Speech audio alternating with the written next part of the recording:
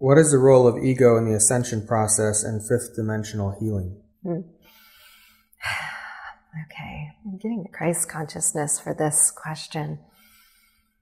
So we're a collective of ascended masters stepping in, and I actually get Michael stepping forward. We wish to discuss the ego. As ascended masters who have walked an earth experience, we have come to understand and integrate the ego as a very valuable piece of what you are here offering on the planet, as well as perceiving. The ego in its original state has been taken away from you. And it's been taken away through what we've determined as a reptilian consciousness and the activities of that reptilian consciousness. It has focused you in the singular, and it has caused you to look outside in judgment. The ego is not a tool more than it is an organism, an energetic organism. And it's meant for you to strengthen your identity through the perception of the outer world in response to the complementary energy of the self, not the discord. The discord is another piece.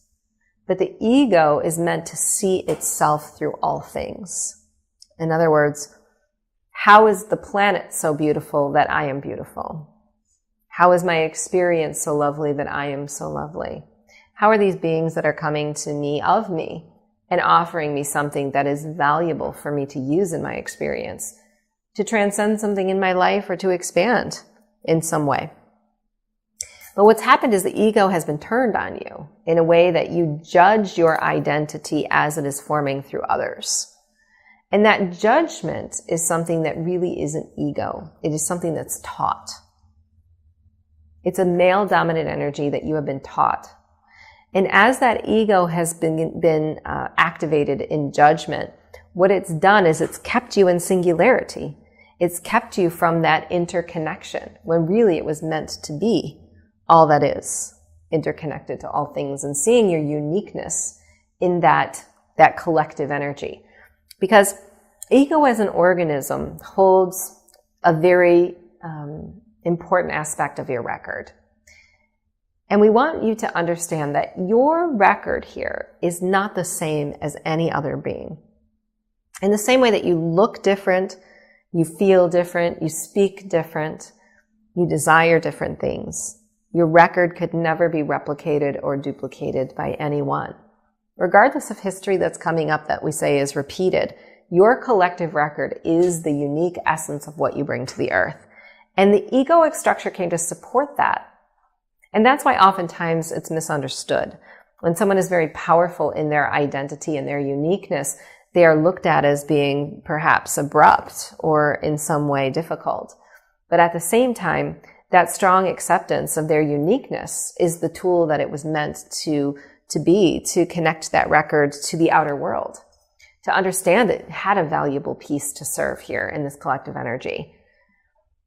So when you're working with the ego in spirituality, we say not to let go of the ego and believe that it's something that you must cut off or not exist with, but to use it to be able to see the value of your unique piece in this collective space.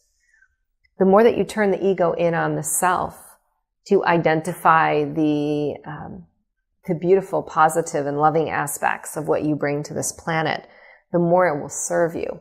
And it will less be in a state of judgment and more be in a state of connectedness, to see the collaborative agreements that you made and how you are meant to co-conspire with all things through your unique self.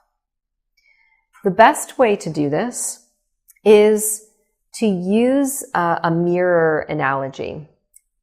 When you are in a state of judging the self based on someone else, and let us say this is knowledge. There's someone outside of me that knows more than I do.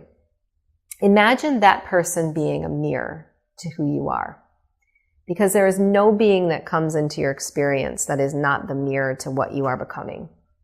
So their knowledge and that wisdom that they hold isn't meant to show you you are less than, it is meant to show you you are equal.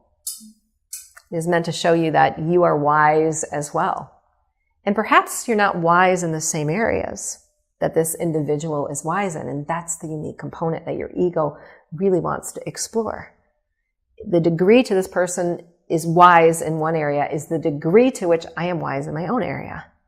And if you apply this mirror concept, it will help you to strengthen the ego to complement your creative process.